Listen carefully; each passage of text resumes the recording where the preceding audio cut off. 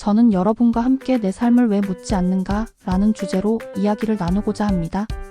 우리는 너무 자주 묻지 않습니다. 나는 왜 지금 이 길을 걷고 있는가? 나는 진짜 원하는 삶을 살고 있는가? 내가 정말 나답게 살고 있는가? 소크라테스가 이렇게 말했습니다.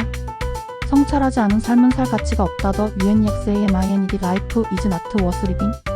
이 말은 철학자의 거창한 언어일 수도 있지만 사실은 우리가 매일 마주하고 있는 작은 질문의 부재를 가리킵니다.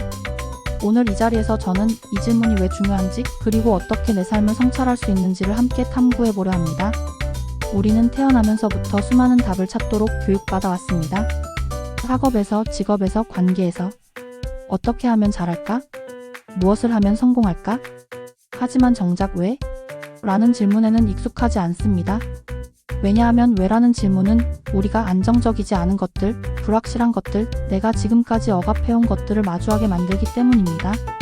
그 결과 우리는 스스로에게 묻지 않는 삶에 익숙해집니다. 나는 왜 이 일을 하는가? 나는 왜 이 사람과 함께 있는가? 나는 무엇을 위해 살아가고 있는가? 이런 질문을 던지지 않을 때 우리는 남이 만들어준 삶을 살아가게 됩니다. 익숙함은 안락할 수 있지만 깊이는 결여됩니다. 그리고 우리가 가장 두려워하는 건 그 깊이의 부재를 깨닫는 순간입니다. 그럼 성찰이란 무엇일까요? 성찰은 단순히 뒤돌아보는 것이 아니라 내 안의 소리와 마주하는 용기입니다. 과거의 선택, 현재의 행동, 미래의 방향을 포함해 나 자신에게 묻는 과정입니다. 소크라테스가 말한 이유는 명백합니다. 그는 왜 살아야 하는가? 를 묻는 것이야말로 삶의 근본적 가치를 드러낸다고 보았습니다. 위키백과 왜냐하면 문제없이 흘러가는 삶은 겉으로 보기엔 안정적일 수 있지만 속으로는 방향 없는 배처럼 흔들리기 쉽기 때문입니다. 성찰하는 삶은 나침반을 스스로 손에 쥐고 바다 위에서도 방향을 잃지 않으려는 태도입니다. 우리 주변을 살펴보면 많은 사람들이 묻지 않은 질문들로 인해 고통받습니다. 직장에서 나는 왜 이 일을 하고 있는가? 를 묻지 않고 그저 돈과 안정을 위해 하루하루를 견딥니다. 관계에서 나는 왜 이 사람과 있는가? 를 묻지 않고 익숙함과 불안 사이에서 머뭇거립니다. 인생의 막다른 골목에서 나는 무엇을 위해 살아왔는가? 를 묻지 않고 그저 남들이 만들어 놓은 기준에 맞춰 왔습니다. 이 사례들은 모두 성찰하지 않은 삶의 흔적입니다. 그러나 반대로 질문을 던진 사람들의 모습도 있습니다. 한 청년은 이 길이 내가 진정 사랑하는 길인가? 를 묻고 몇 년 후 다른 일을 시작했고 지금은 그 일을 통해 자신의 존재감을 느끼고 있습니다. 그는 말했습니다. 내가 왜 이 길을 택했는지 묻는 순간 그 길이 나를 선택하게 되었다. 성찰이 바꿔놓은 건 단지 선택의 대상이 아니라 나 자신이 그 삶을 주도하게 되는 태도였습니다. 자, 이제 구체적으로 질문하는 법을 이야기해 보겠습니다. 성찰은 장황한 철학이 아니라 실제로 우리의 일상 속에서 가능합니다. 다음 3가지를 제안합니다. 왜라는 질문을 일상화하라. 매 순간 작더라도 질문을 던져보세요. 나는 왜 이 일을 하고 있는가? 나는 왜 이 사람을 선택했는가? 나는 왜 이 감정에 사로잡혔는가? 이 한 단어 왜가 당신의 삶을 관통하는 렌즈가 됩니다. 답보다는 다음 질문을 준비하라. 우리는 흔히 답을 찾으려 합니다. 하지만 성찰의 핵심은 답을 완성하는 것보다 또 다른 질문을 갖는 것입니다. 내가 왜 이 결정을 했지? 다음엔 어떤 결정이 내 가치를 반영할까?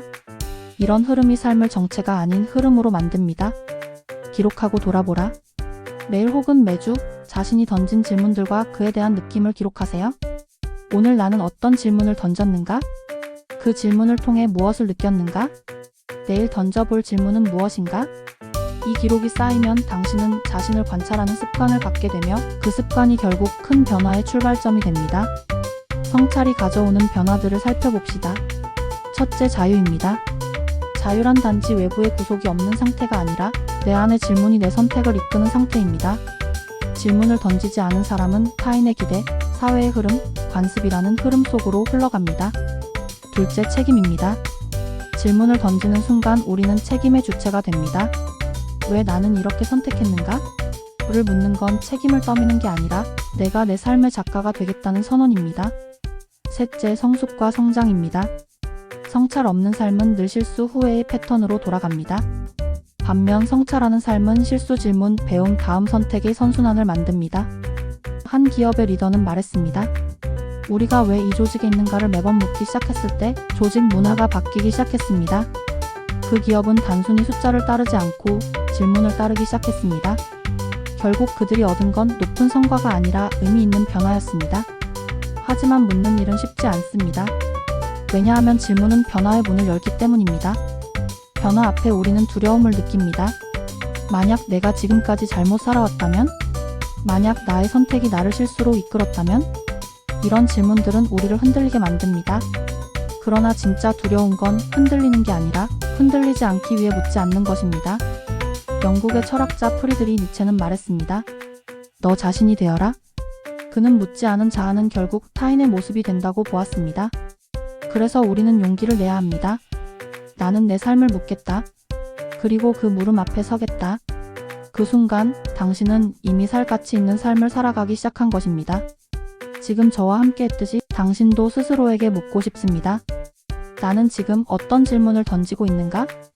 나는 지금 나답게 살아가고 있는가? 답이 꼭 즉각적으로 나올 필요는 없습니다. 중요한 건 질문을 던졌다는 사실 자체입니다. 성찰하지 않은 삶은 살 가치가 없다.